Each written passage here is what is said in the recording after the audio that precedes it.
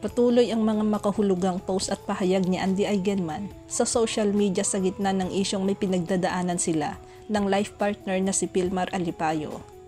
Pinag-usapan sa social media ang pag-unfollowhan ni Andy at Pilmar sa Instagram dahilan para magsospetsa ang netizens ukol sa kanilang pagsasama. Sa panibagong sunod-sunod na post ng aktres, mas naging partikular ito ukol sa pinagdadaanan nilang magpartner. May post si Andy ukol sa betrayal. May kaugnayan din ito sa pagkakaroon ng love couple tattoo ni Pilmar kasamang ibang babae na ayon kay Andy ay hindi ipinaalam ni Pilmar sa kanya.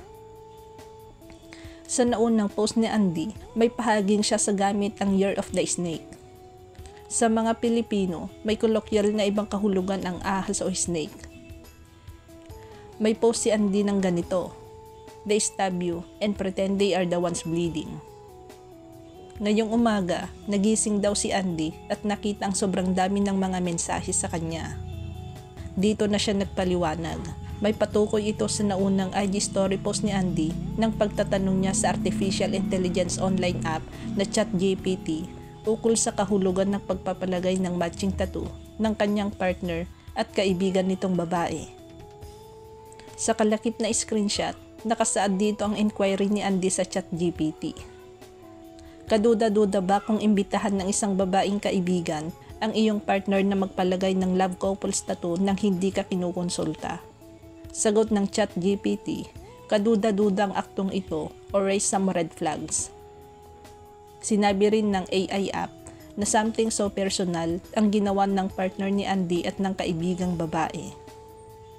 Dagdag ng ChatGPT, so ganitong sitwasyon ay dapat daw pag-usapan ng magpartner at kanilang kaibigan para maunawaan ang kanilang perspective kung bakit nila ito ginawa.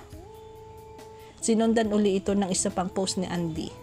Nirepost niya ang naunang pahayag at dinagdagan niya ang paliwanag. Batay sa post ni Andy, matutukoy na naging issue sa kanya ang pagkakaroon ng matching tattoos ni Pilmar at ng kaibigan nitong babae. Kumalat na rin sa social media ang mga larawan ni Pilmar at ng kaibigang babae na isang female foreigner.